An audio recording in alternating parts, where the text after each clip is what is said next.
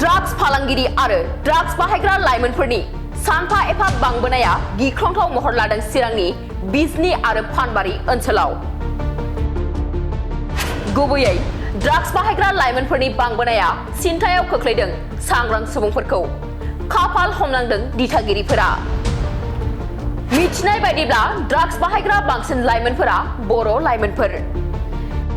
थाखो 9 आरो 10 आव फरायफुनाय फरायसाफोरनि अनगायैबो आरो फरायसालि नागारनाय लाइमोनफोर। पुलिस बिफान आरो समाजनि सांग्रां सुबुंफोरखौ मेगन होथेनानै ड्राग्स फालांगिरिफोरा स्रोदै ड्राग्सनि फालांगिरि खालामबोबाय थादों बिजनी ओनसोलाव।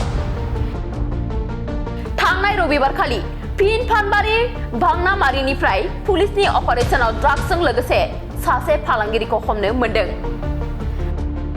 फानबारि पुलिस थानानि बिबानगिरि बिपुल बिश्वासनि दैदेननायाव सिग्रोमनायनि गेजेरजों भांनामारिनिफ्राय मय हुसेन मुंनि सासे फालांगिरिखौ हमनो मोनो। हमजानाय ड्राग्स फालांगिरिनिफ्राय ड्राग्सजों आबुं गंबा कन्टेनार आरो गंसे मबाइल फन बोखांनो हायो।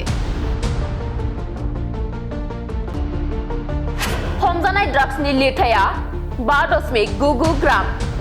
मिथिनाय बायदिब्ला ड्राग्स फालांगिरिया गोबाव समनिफ्रायनो ओनसोलाव ड्राग्सनि फालांगि खालामगासिनो दंमोन।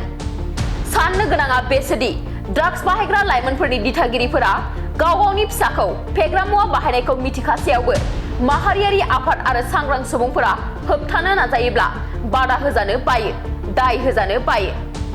बिब्दि थासारियावनो ड्राग्स, गांजा आरो बायदि फेग्रा मुवा बाहायनाया बर' लाइमोनफोरनि गेजेराव गिख्रंथावै बांबोदों। बिजनीनिफ्राय मुसुखा ब्रह्मनि रिपर्ट, बड'लेण्ड रादाब।